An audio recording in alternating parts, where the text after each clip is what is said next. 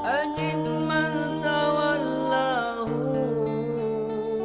هوى فيك وامضي في فؤادي ما يهوى الهوى ويشاء فؤادي ما يهوى الهوى ويشاء. Baik, bismillahirrahmanirrahim. Assalamualaikum warahmatullahi wabarakatuh. Waalaikumsalam warahmatullahi wabarakatuh. Ini sudah ada 13 orang yang hadir ya. Kita sama-sama buka pertemuan ini dengan membaca basmalah. Bismillahirrahmanirrahim. Bismillahirrahmanirrahim. Kita niatkan belajar ini untuk mendapatkan rahmat, ilmu, cahaya, dan kebaikan dari Allah Subhanahu wa Ta'ala. Baik, apa kabar? Mel, Tia, Arif, dan yang lainnya, Baik, Bapak. ini karena masih menutup kameranya, cuman bertiga yang buka kamera. Arifin, Suhardi, terima kasih kameranya sudah diaktifkan. Baik, kita langsung saja ya, karena ini materinya cukup banyak. Kita akan masuk ke materi perumusan masalah dan variabel.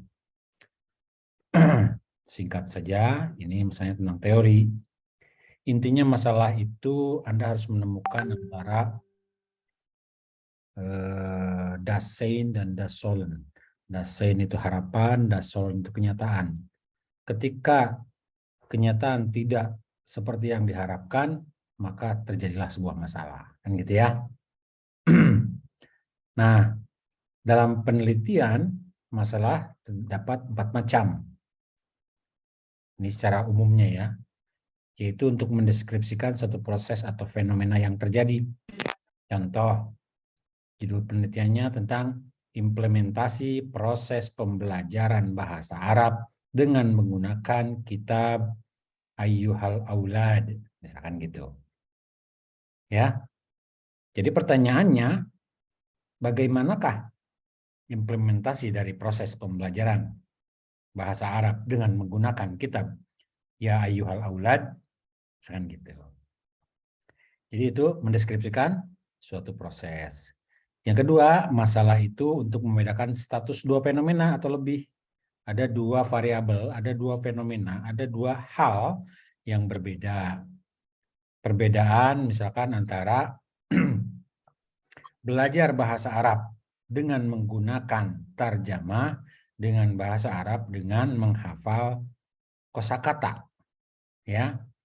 Yang satu dengan menggunakan tarjamah, yang satu dengan menggunakan kosakata. Itu dua fenomena yang berbeda.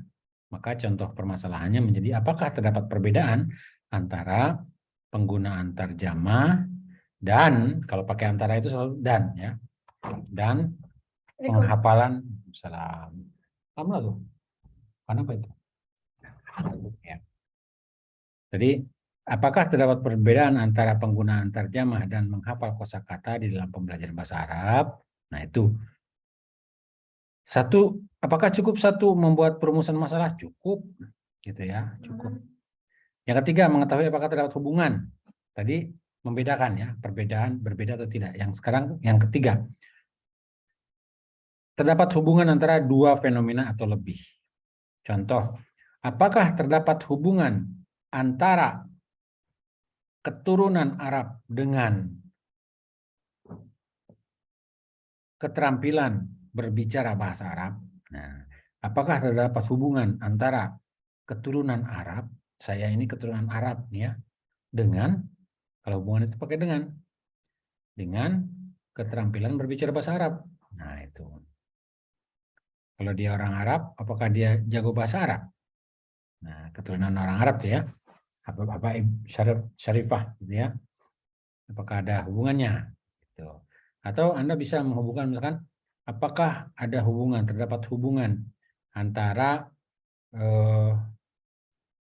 belajar di pesantren dengan kecakapan berbahasa Arab. Nah, atau kemahiran dalam berbahasa Arab.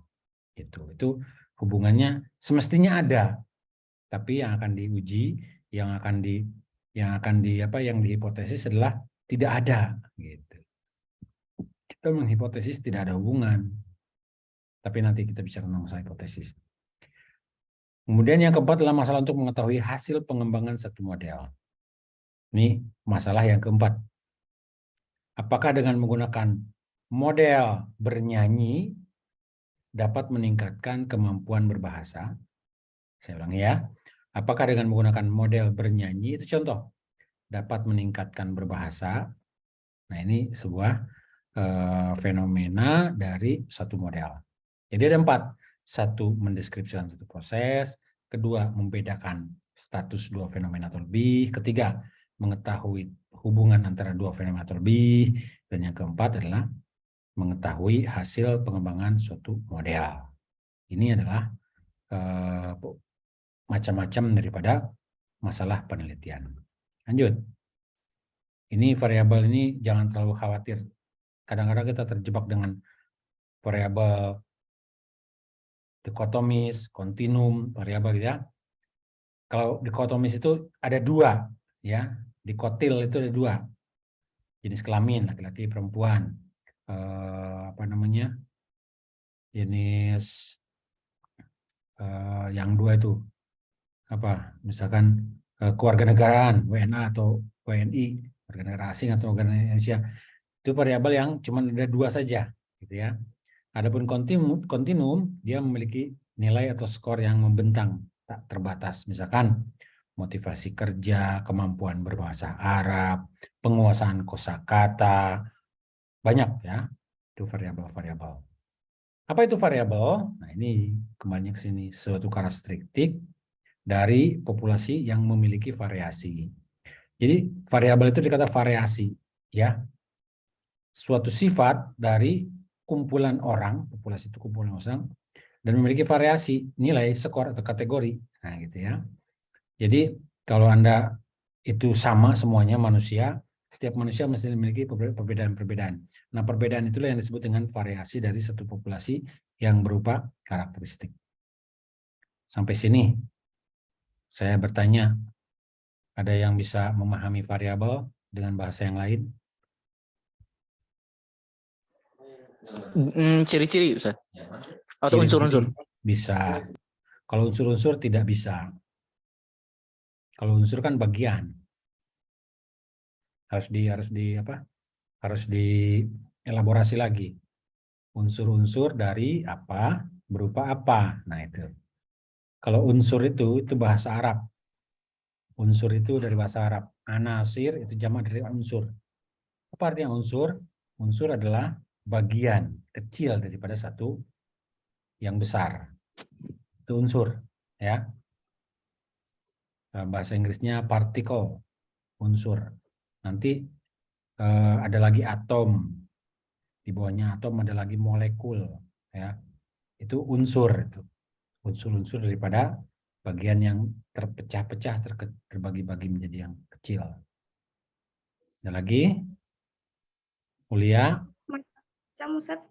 Hah? Macam-macam atau hal yang bisa berubah-ubah.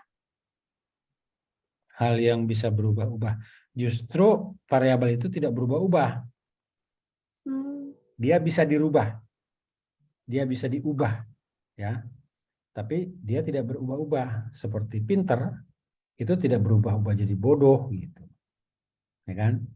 Tapi pinter dalam hal apa dulu? Kalau menurut Howard Gardner, pinter itu ada 8. Ada pinter secara bahasa, pinter secara logis matematis, pinter secara kinestetik, pinter secara fotografik atau spasial visual, pinter secara interpersonal, pinter secara sosial, intrapersonal, ada juga pinter secara subspiritual gitu ya, pinter berbeda-beda. Nah, yang tadi saya bilang seperti kinestetik itu gerakan ya, bergerak. Orang kalau jago gerakannya maka dia akan jadi atlet, ya kan? Jadi kalau Anda menyatakan sebagai misalkan kinestetik siswa, nah itu variabel itu. Karena memiliki perbedaan-perbedaan antara satu siswa dengan siswa yang lainnya. Ya. Misalkan mengetahui perbedaan, apakah ada perbedaan antara kinestetik siswa yang yang berasal dari kampung dengan kinestetik siswa yang berasal dari kota. Nah, gitu. Orang kampung nggak ada mengenal istilah mager. Tahu mager kan? Karena hidupnya selalu gerak terus. Sementara orang kota ada istilahnya mager, pegang HP, otisan gitu ya, main-main aja. Itu orang kota gitu. Jadi kalau Anda punya sifat mager berarti Anda adalah orang kota. Lanjut ya, paham ya kira-kira ya tadi ya. Sekali lagi jangan sampai terjebak dengan istilah dikotomis atau kontinum. Kalau dikotomis hanya 2, kontinum itu lebih dari 2. Nah, lanjutnya variabel dalam hubungan konteks. Ada variabel bebas, ada variabel terikat. Secara umumnya cuma 2. Bebas dan terikat. Kita skripsi rata-rata cuma 2. Bebas itu adalah yang tidak terikat apapun. Kalau terikat itu dia akan terikat dengan bebas. Seperti tadi saya contoh, apakah ada hubungan antara orang keturunan Arab dengan keterampilan berbahasa Arab? Nah, itu ada 2 variabel. Variabel pertama adalah keturunan Arab. Variabel kedua adalah kemahiran atau keterampilan berbahasa Arab. Nah, keterampilan berbahasa Arab itu terikat kepada keturunan Arab. Saya ulangi ya. Variabel kemahiran atau keterampilan berbahasa Arab itu terikat kepada variabel bebasnya.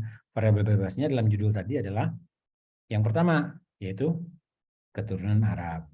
Bebas kan gitu. Keturunan Arab tidak menjadi apa-apa, dia menjadi variabel X namanya ya. Kemudian terikatnya adalah variabel Y. Nah, di antara 2 variabel ini terdapat variabel yang lain yang mendukung. Variabel kontrol, variabel intervening, variabel moderator. Apa itu variabel kontrol? Kita lihat nih. Variabel kontrol di sini disebut dengan mana ini? Variabel perantara ya. Intervening, variabel exogen. Oh, saya belum nulis ya. Variabel kontrol itu dia di luar daripada 4 variabel yang lain.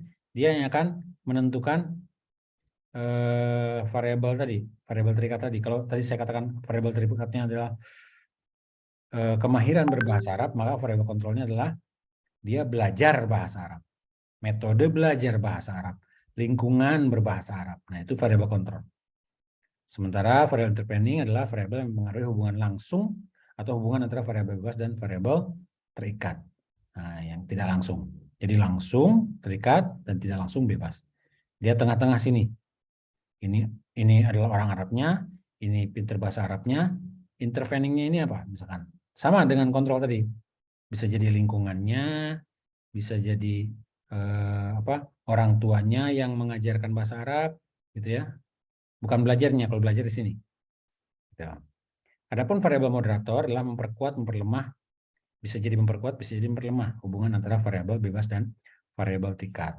Jadi kemahiran berbahasa Arab di sini bisa jadi mengaji, di sini bisa jadi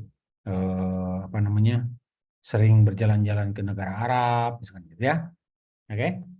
Jadi bisa variabel itu dari berbagai sisi, tapi intinya variabel bebas dan variabel terikat adalah 2 variabel yang perlu digarisbawahi menjadi variabel utama. Sampai sini ada pertanyaan?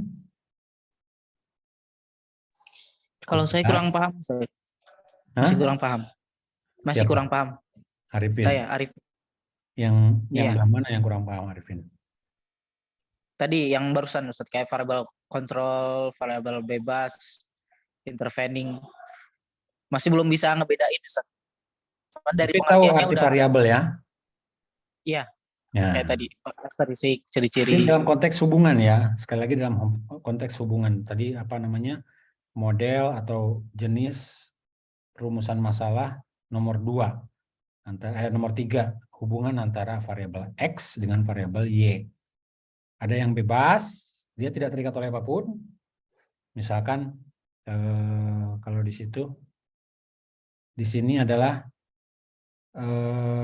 kedisiplinan.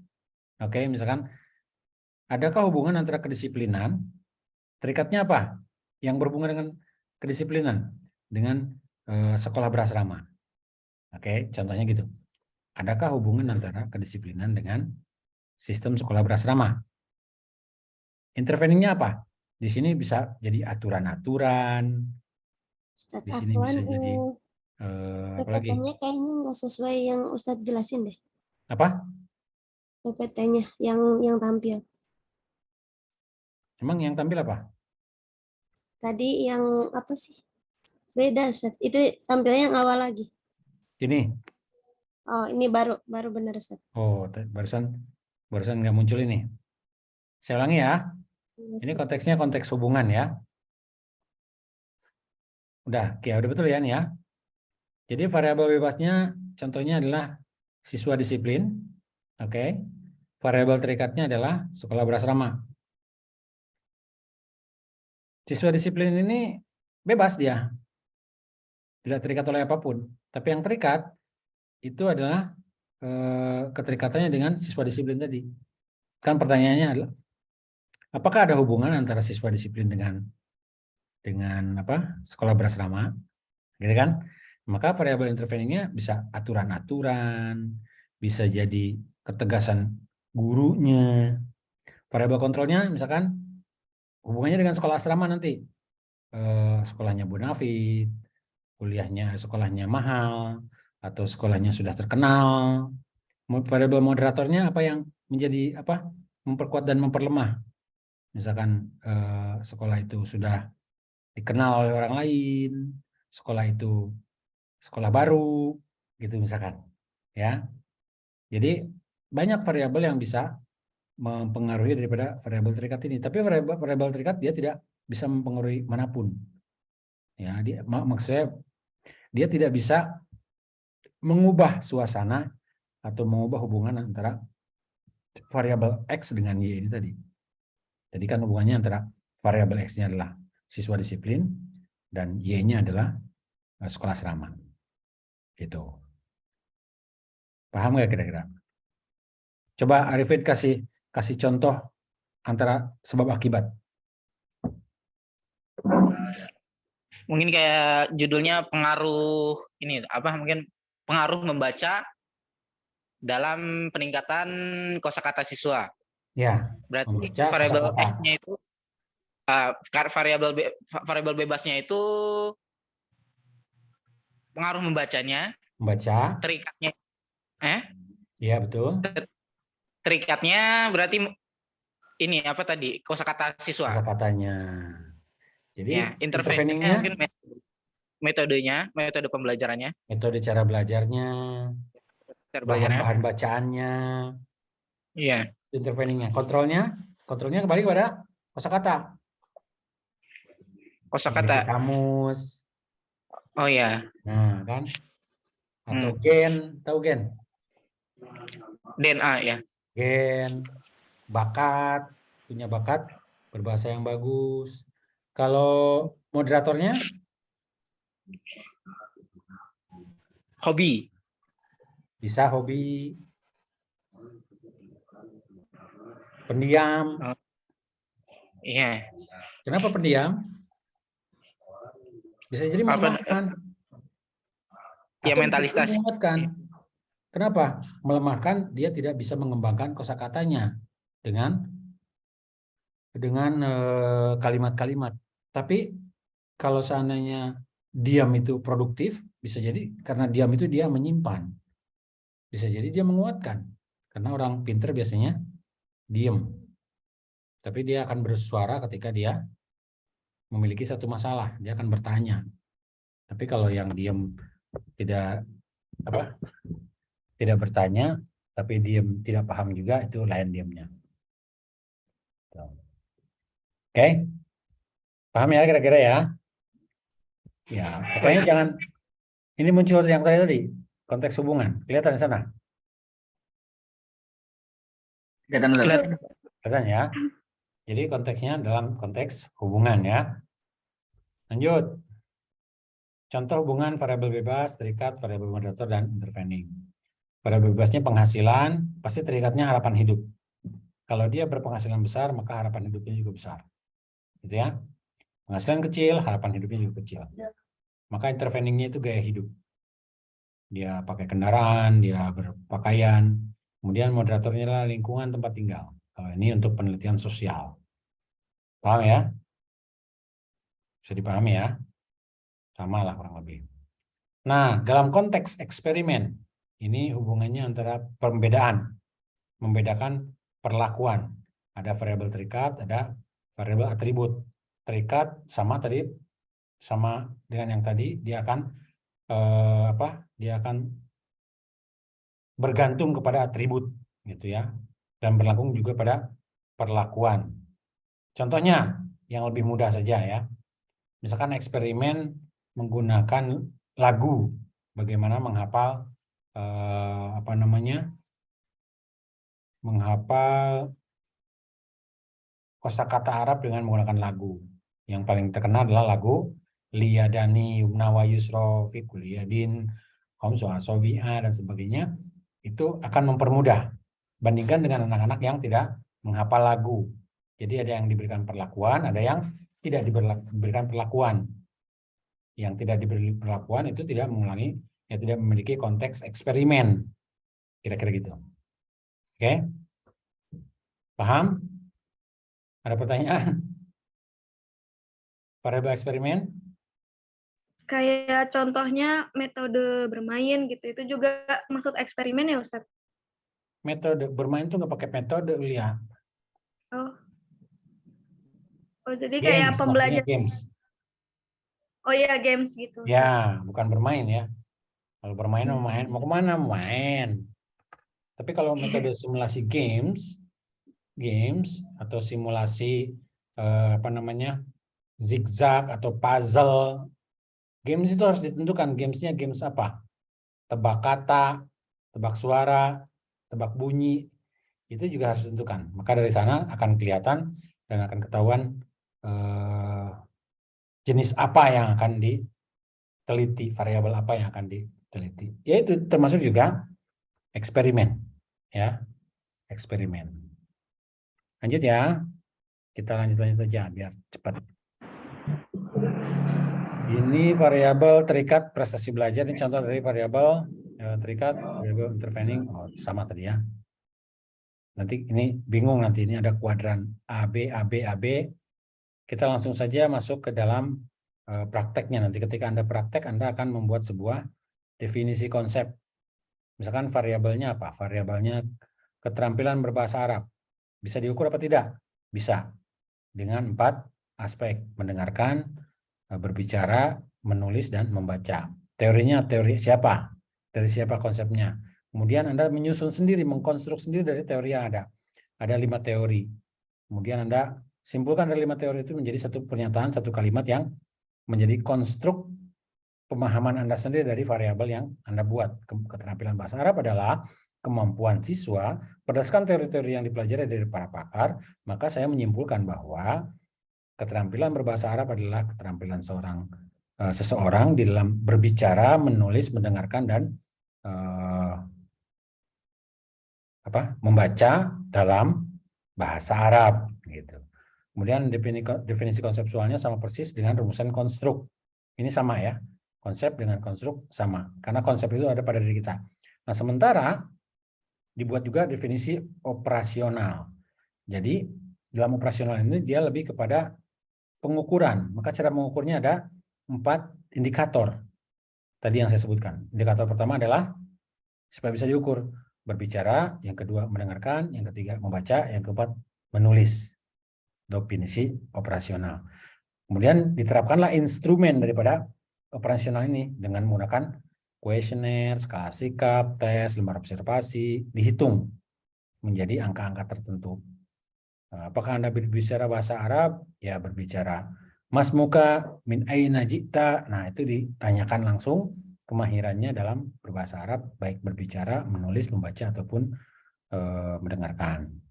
Barulah dibuat instrumen kisi-kisi dalam bentuk matriks. Matriks itu kisi-kisi yang berbentuk tabel-tabel ya, matriks. Nah, dari sinilah kita bisa menurunkan dari variabel menjadi instrumen. Instrumen itu apa? Instrumen itu alat ukur. Untuk mengukur apa? Untuk mengukur indikator-indikator yang berasal daripada konsep dan definisi operasional dari konstruk variabel yang kita buat. Paham? Paham. Lanjut. Dari butir instrumen itu, kita membuat pernyataan atau pertanyaan. Kemudian instrumen itu diuji coba. Ada namanya, nanti kita belajar tentang validitas dan reliabilitas. Ini dalam wilayah statistik nanti ya, pertemuan setelah ini ya. Kemudian dari hasil uji itu kita akan revisi apakah ada nilai soal-soal yang atau poin-poin item-item dari instrumen yang akan diperbaiki atau dibuang. Nah, kemudian instrumen itu difinalisasi bahwa instrumen yang sudah dibuat adalah valid dan reliable. Maka diperbanyak instrumen untuk diambilkan datanya. Contoh, variabel. Ini contohnya ya. Teori A, teori B, teori C, teori D. Misalkan tentang apa nih? Tentang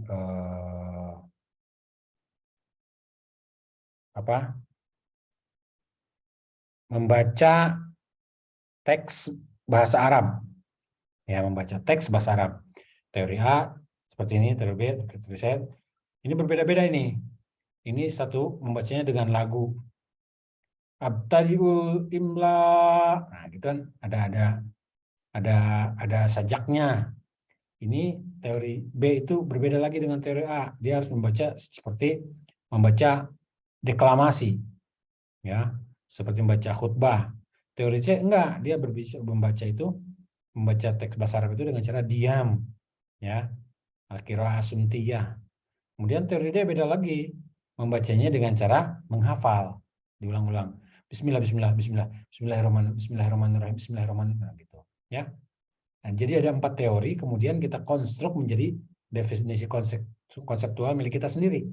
Kemudian dioperasionalkan atau dibuat prase-prasenya, dibuat indikator-indikatornya untuk menguatkan definisi konseptual milik kita. Kemudian turunlah menjadi indikator-indikator, kemudian menjadi item-item, butir-butir soal instrumen namanya ya. Ini contoh untuk motivasi belajar, motivasi berprestasi. Ada teori Maslow, ada teori humanisme, ada teori Murray, teori Herzberg, dan teori McClelland. Ya, McClelland. Jadi kita buat definisinya, motivasi berprestasi adalah kesungguhan atau daya dorong seseorang untuk berbuat lebih baik dari apa yang pernah dibuat atau diraih sebelumnya maupun yang dibuat atau diraih oleh orang lain.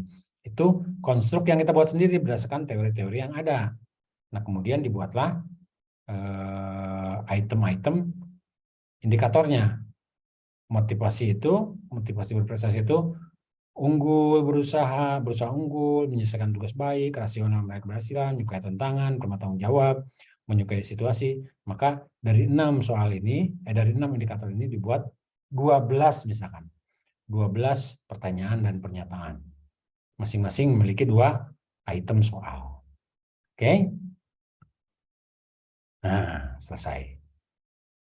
Sampai sini ada pertanyaan, waktunya tinggal 6 menit lagi. Habis ini kita statistik, menguatkan tentang variabel dan rumusan masalah. Maaf Ustadz, izin tanya. Ya. Yang tadi tentang konstruksi konseptual itu berarti kesimpulan antara teori-teori yang ada tadi, Ustadz? Apa gimana? Iya. Jadi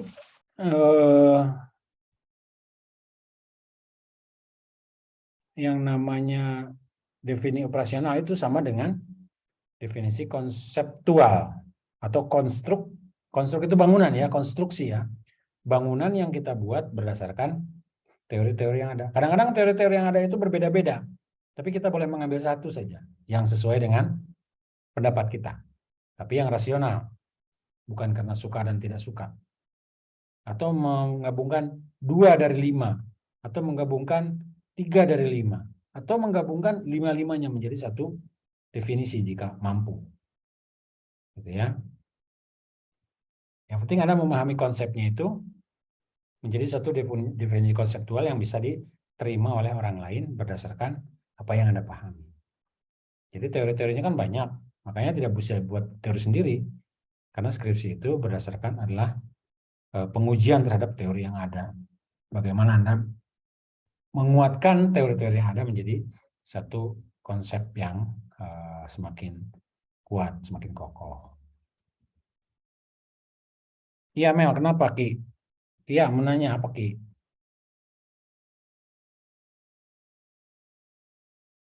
Enggak nanya, salah tulis. Salah, Apa, Pak. Hah? Udah? Jadi intinya gini. Kalau Anda ingin meyakinkan pembimbing bahwa Anda ini menguasai satu konsep, temukan gap, saya bilang tadi ya, bahasa Indosolon, temukan gap antara harapan dan kenyataan. Temukan gapnya itu. Kalau ada gap, ada masalah, maka Anda akan segera menulis skripsi dengan cepat. Gap ya, gap itu apa ya? Adanya kesenjangan antara harapan dan kenyataan. Disitulah masalahnya. Pengennya belajar bahasa Arab, tapi kok pakai kitab kuning gitu ya, kitab diterjemahkan Bismillahi dengan menyebut nama Allah Ar-Rahmani yang memberikan rizki di dunia sebesar-besarnya bagi seluruh makhluknya, Ar-Rahimi, dan yang Maha Pengasih yang memberikan rezeki khusus bagi orang-orang yang dikasihinya di dunia dan juga di akhirat. Misalkan terjemahannya kayak gitu dalam terjemahkan kalimat Bismillahirrahmanirrahim. Kalau itu terjemahannya versi kitab Tafsir Jalalain, ya kan? Pernah belajar itu? Apa perbedaan Ar-Rahman dan Ar-Rahim?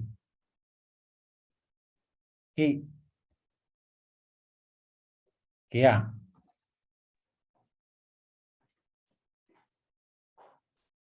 Iya, Ustaz, apa bedanya Ar-Rahman dan Ar-Rahim?